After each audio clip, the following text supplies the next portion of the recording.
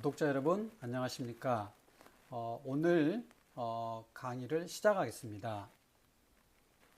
오늘 강의 제목은 식사가 잘못됐습니다. 생명을 살리는 세끼 식사에 대해서 말씀드리도록 하겠습니다.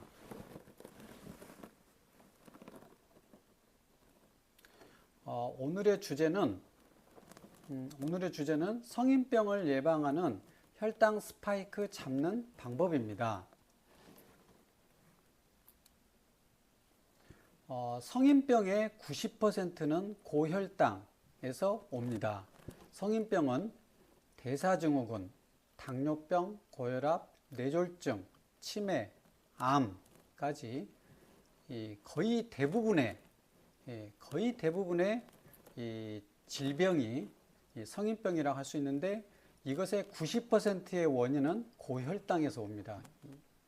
보면 우리가 저녁 7시에 식사를 먹으면 이 혈당 피크가 오고, 아침 점심을 먹으면 혈당 피크가 옵니다. 보통 정상인에서 공복 혈당은 100이고 피크 혈당은 150에서 160 정도 됩니다. 그리고 130을 기준으로 130 이상에서는 혈당에 의한 혈관 손상, 세포 염증이 찾아옵니다. 130 이하는 우리 몸에서 어느 정도 손상을 최소화시킬 수 있습니다. 그래서 이 높은 혈당, 이것에 의한 피해를 낮추는 것이 성인병을 예방하는 최고의 방법이라고 할 수 있습니다.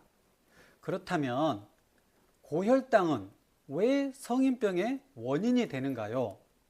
포도당의 특징 때문에 그렇습니다.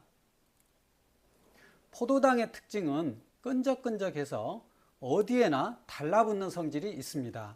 여기 막대사탕과 솜사탕을 보시면 끈적끈적하다는 포도당의 성질이 알 수 있습니다.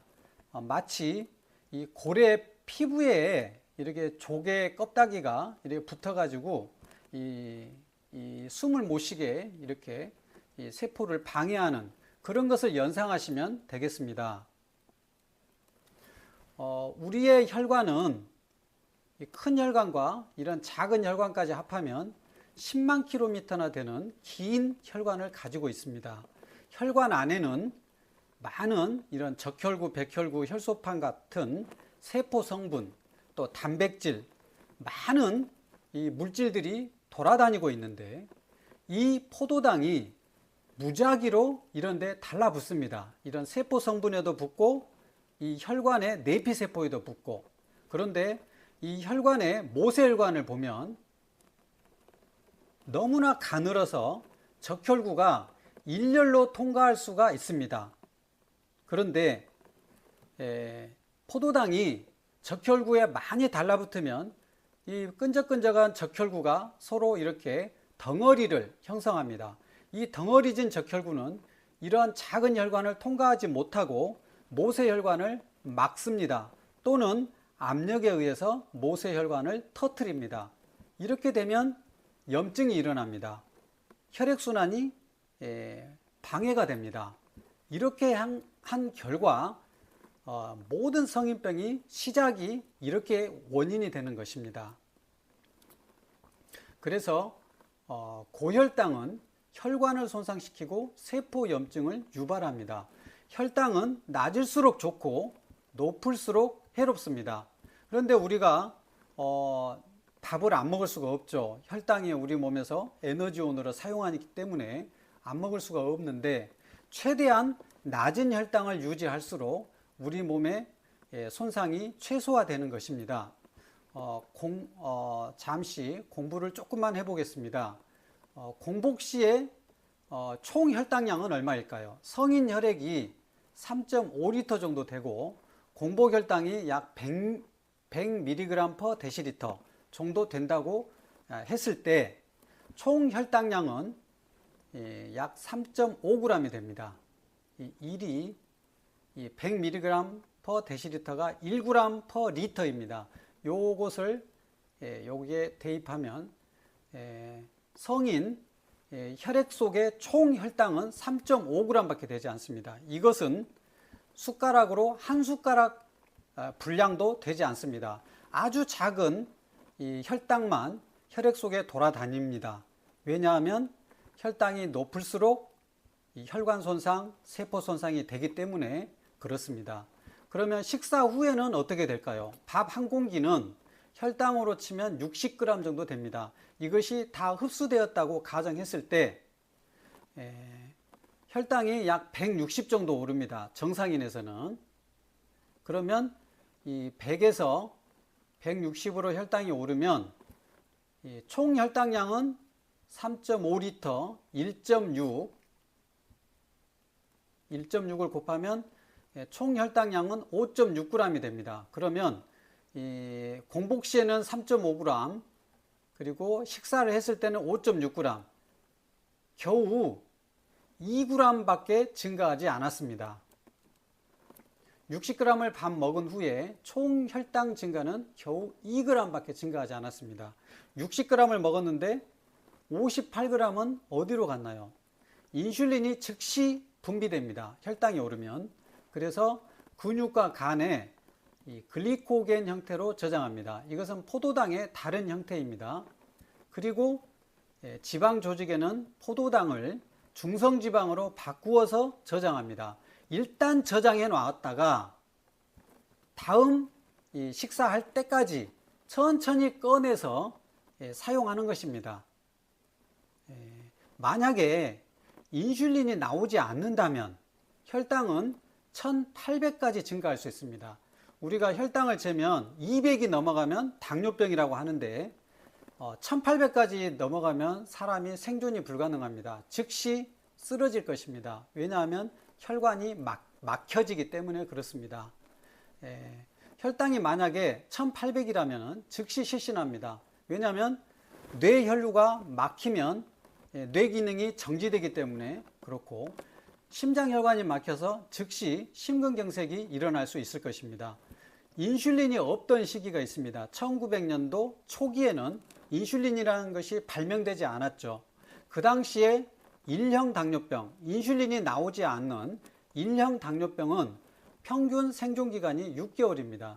6개월 이내에 사망을 하는 그런 아주 무서운 유전병이었습니다. 그렇지만 인슐린을 맞으면 문제없이 살 수가 있게 된 거죠. 그만큼 이 혈당이 올라가는 것은 우리 몸의 건강에 치명적으로 악영향을 끼친다는 말입니다. 혈당이 올라가는 것, 이것이 건강에 너무나 해롭다는 것을 우리가 알아야 되겠습니다. 혈당을 올리는 음식은 탄수화물입니다. 지방이나 단백질은 혈당을 올리지 않습니다. 혈당이 오르지 않으면 인슐린은 분비되지 않습니다. 단백질이 인슐린 분비를 약간 올리긴 하지만 문제가 될 정도는 아닙니다. 인슐린은 비만 호르몬입니다. 포도당을 지방으로 바꾸어서 지방 조직에 저장하기 때문에 비만 호르몬입니다. 인슐린이 없다면 체중이 늘지 않습니다. 그러므로 지방과 단백질은 체중을 늘리지 않습니다. 그런데 지방과 단백질도 많이 먹으면 체중이 증가할 수 있습니다. 그런데 탄수화물은 끊임없이 먹습니다. 하지만 지방과 단백질은 많이 먹지 못합니다. 이런 그 갈망이 지방 단백질은 그렇게 세지 않기 때문에 적당히 먹고 포만감이 들고 숟가락을 놓게 됩니다. 그래서 지방과 단백질을 과식할 수가 없고 그렇기 때문에 체중이 늘지 않습니다. 이제 혈당, 고혈당 이것이 몸에 해롭다는 것을 제가 설명드렸고 혈당 피크를 줄이는 것이 중요하겠습니다. 그러면 제가 방법을 이제 말씀드리겠습니다. 아침에 무탄식, 탄수화물을 안 먹는 것입니다. 그러면 오전 중에 혈당 피크가 없습니다. 그리고 인슐린 분비도 없습니다. 그러면 12시간 동안 낮은 혈당을 유지할 수가 있습니다. 간헐적 단식 효과를 볼 수가 있는 것입니다. 그 12시간 동안에 혈관 손상도 복구하고 염증도 가라앉히는 충분한 시간이 되겠습니다. 점심과 저녁은 당질 제한 시기를 합니다.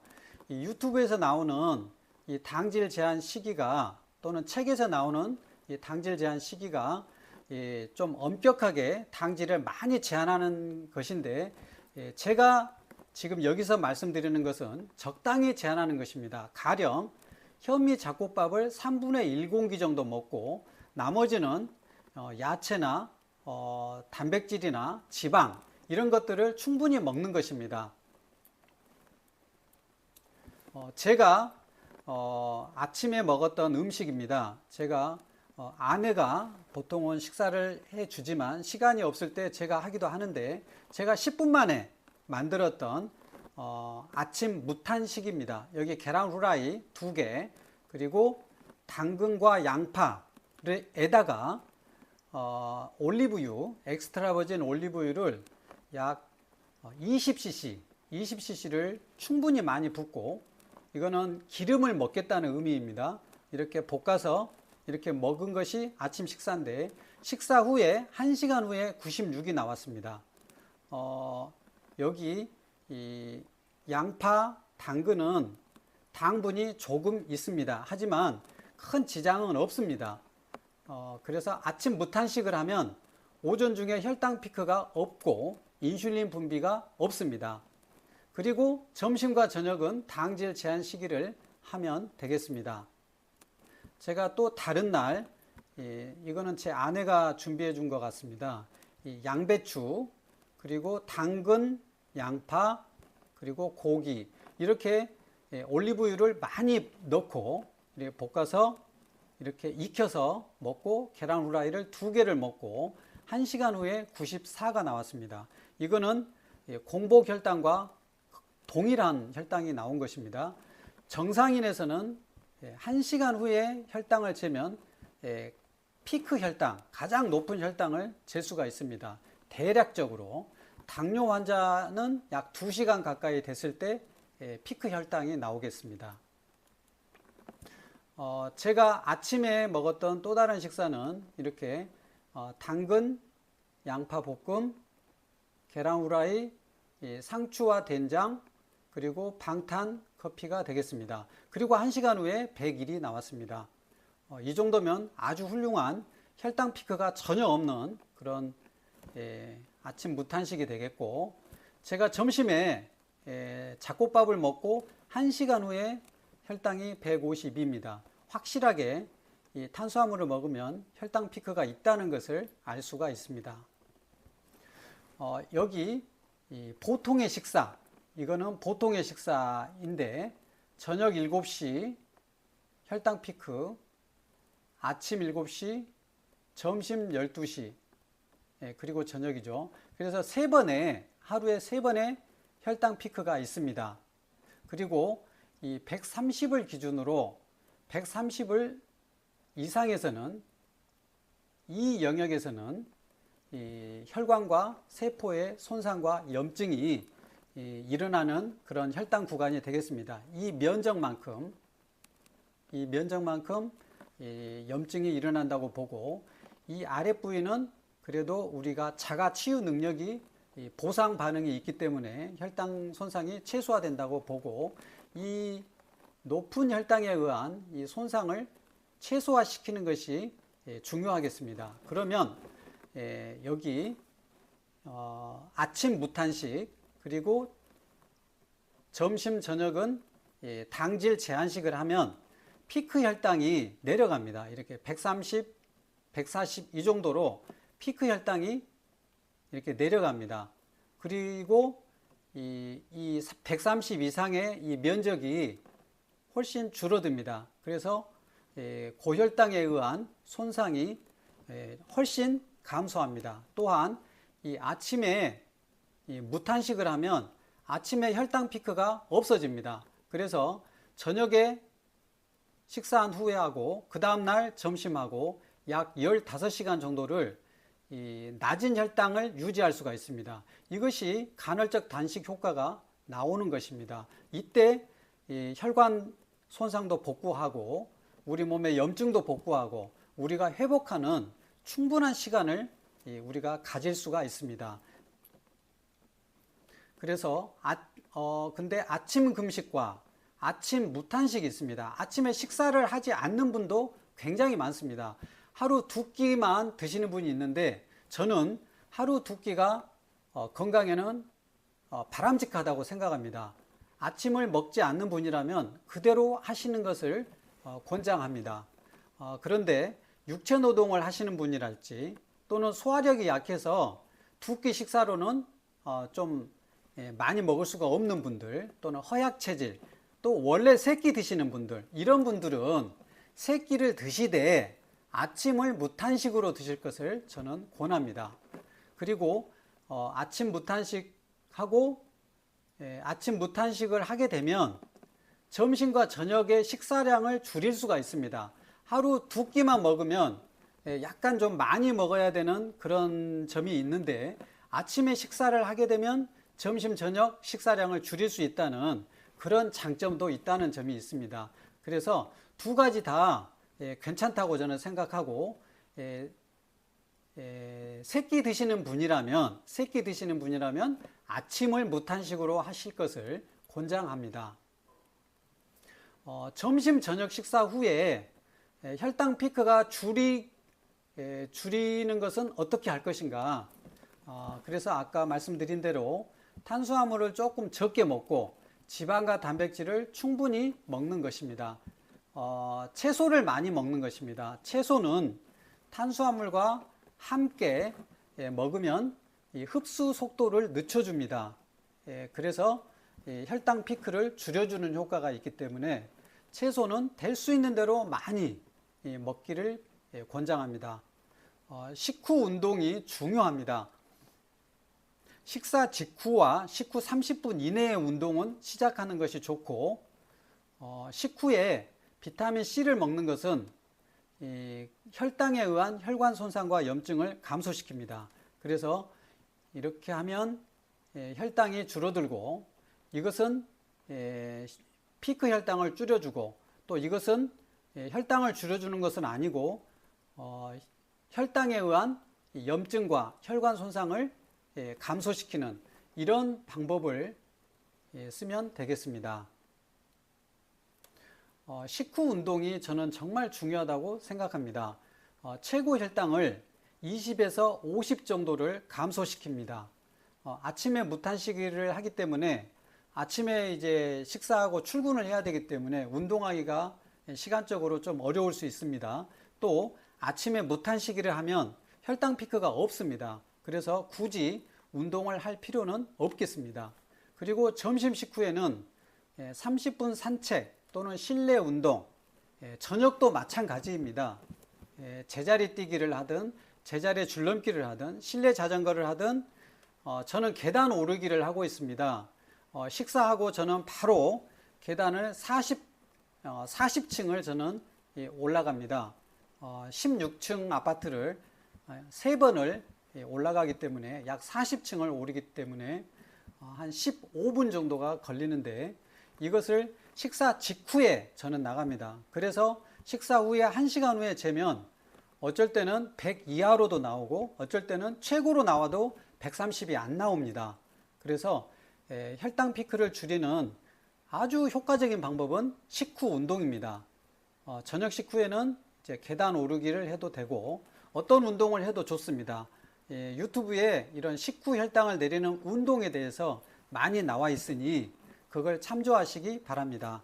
그래서 피크 혈당이 150이면 100에서 130까지 운동을 하면 감소할 수 있고, 180이라면 130에서 160까지 감소할 수가 있습니다. 꼭 운동하시기 바랍니다. 이제 마지막 슬라이드 강의를 정리하겠습니다. 아침 무탄식을 하면 이 아침에 이 혈당 피크가 없습니다. 그리고 점심 저녁에 당질 제한식을 하면 이 피크 혈당이 훨씬 감소합니다. 그리고 여기에 있는 이 혈당에 의해서 손상을 줄여줘야 되겠죠. 그래서 식후 운동을 합니다. 실내 운동, 산책, 계단 오르기, 뭣도 괜찮습니다. 그리고 비타민 C는 그래도 혈당 손상이 있을 수 있으니까 이런 혈당 손상을 방지하는 이런 세 가지를 통해서 혈당도 내리고 혈당 손상도 감소시키면 모든 성인병을 예방할 수가 있는 것입니다. 제가 보는 고혈압, 당뇨병, 치매, 또 뇌경색, 또 심근경색, 협심증, 동맥경화증, 이것이 대부분의 성인병입니다. 그리고 비만, 지방간 이런 것들이 모두가 혈당이 높은 이런 것이 원인이 되기 때문에 이 식사법을 꼭 참조하셔서 성인병을 예방하시는, 그리고 모든 국민이 건강해지는 그날이 오기를 바라겠습니다. 감사드립니다.